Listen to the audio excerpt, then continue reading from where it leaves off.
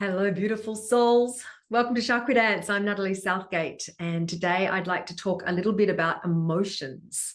Emotions from the chakra perspective are very much connected to the sacral chakra. And then a lot of our expression is actually coming up into the throat chakra. But I particularly want to talk about what happens when we suppress our emotions. And I think it's something that so many of us do.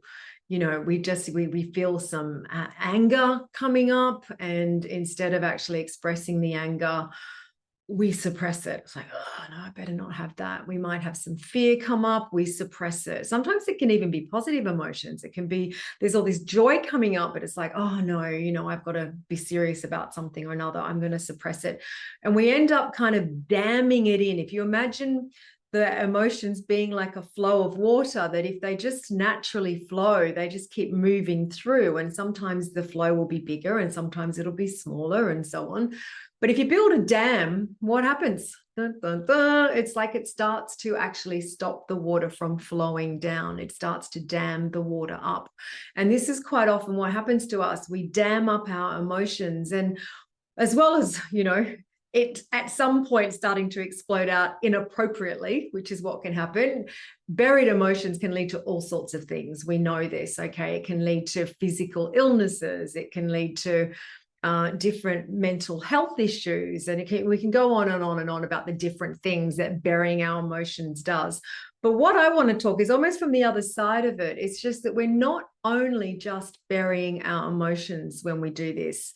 We're also burying these other parts of ourselves. And a lot of what I see in working with people and myself, when we start to do this emotional healing work, this emotional release, that as well as freeing up the emotions, we free up our creative energy. We free up our sensual energy, because they're all connected. So often what we find when we start to do this healing work is that we become so much more creative, in all sorts of ways, not just in creating beautiful pieces of art, although that might be the thing that you find. People start to sing again. People start to dress more creatively, think more creatively, find creative solutions to things. I'm running a program based on the sacral chakra at the moment, and I've just come off a Zoom, and this is what I've been hearing so much of. As the emotional release happens, this creativity is found, this sensuality is found, this aliveness for life comes back. Okay, because when you're damming everything down, when you're holding everything back, I almost see it like you're trying to put your life from color into black and white.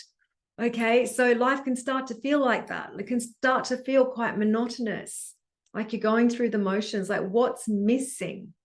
So there can be a little bit of fear around, but is it going to be this overwhelming process to feel my emotions, to release my emotions? And obviously you need to do this safely and respectfully.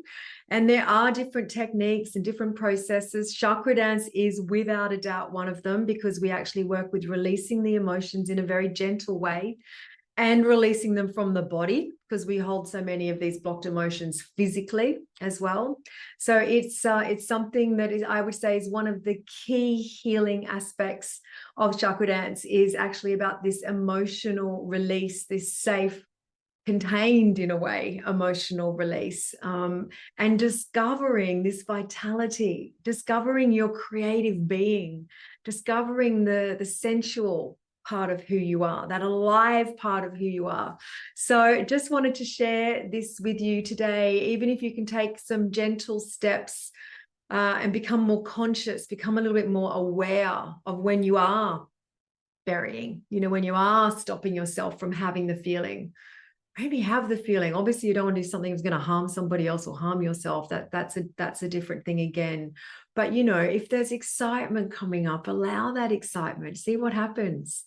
If there is genuine anger in the moment, and actually just expressing that in a clean and clear and appropriate way is the truth of anger.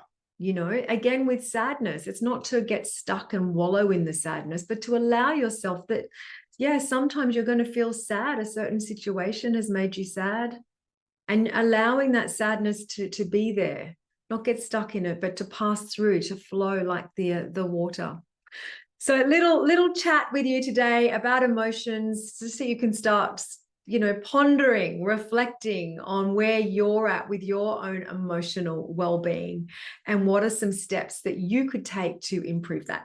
So sending you many blessings.